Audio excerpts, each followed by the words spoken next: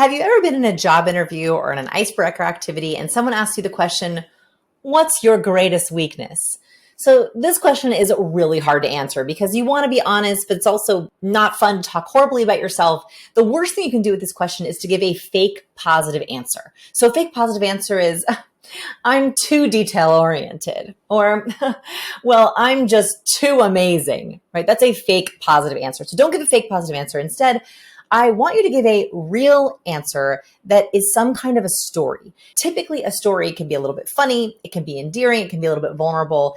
And the way that you do this is to share what you learned from the experience. So when I get asked this question, I want to give you my answer. It's embarrassing, but hopefully it'll give you an idea, is if I get asked the question, what is your greatest weakness? I often say, because this is true, I am overly optimistic to the point of being unrealistic. For example, when I was in 7th grade, I joined a new school and I was super tall back then. For some reason, I'm not that tall now, but I got tall really fast. I was super tall.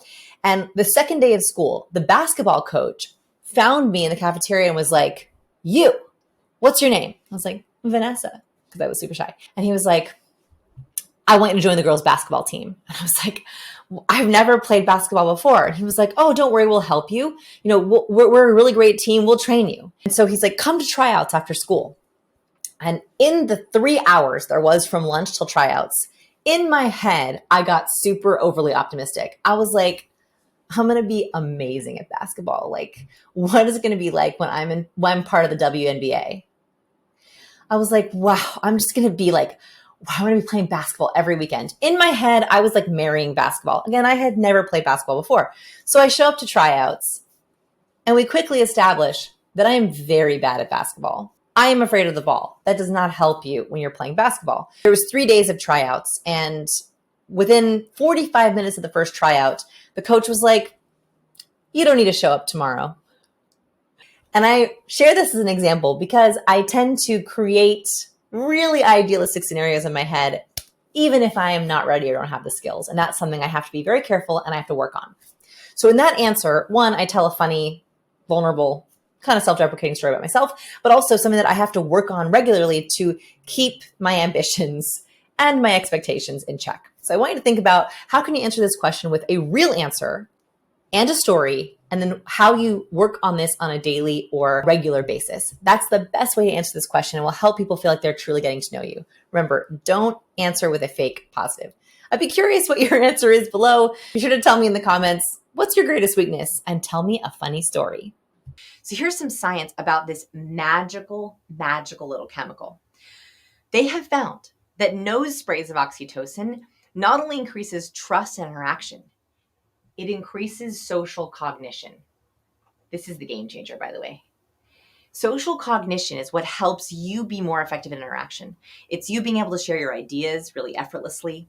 It's you being able to decode and read facial expressions. They found that the more oxytocin you have triggered interaction, the better you are at socializing, the better your decoding abilities. So that is a secret way to be a better decoder.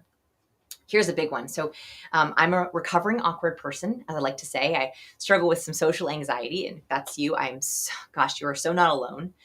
What I didn't realize is that oxytocin is actually the antidote to that anxiety.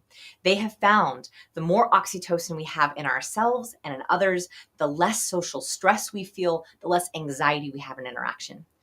I will venture to guess that if you're struggling with influence, fear and anxiety is a big part of it, right? If we have those gremlins, those social gremlins that tell us we're not good enough and make us worry and make us afraid to share our ideas and make us feel judged and make us afraid of rejection, those fear, anxiety gremlins, the only quick antidote to that, I think, is oxytocin. We can work on ourselves, we can work on our behavior, we can build ourselves up, and that is worth doing. That takes a long time. But the one that we need right now, the one that we need in our interaction is oxytocin. Oxytocin is actually the antidote to that anxiety. Here's the good news. We create oxytocin quite easily and quite abundantly with touch and eye contact.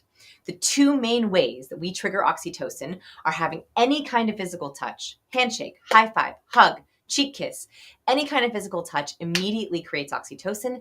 And thank goodness, eye contact, especially in a world of social distancing where we're not doing as much touch. the moment we lock eyes with someone, we also begin to produce oxytocin.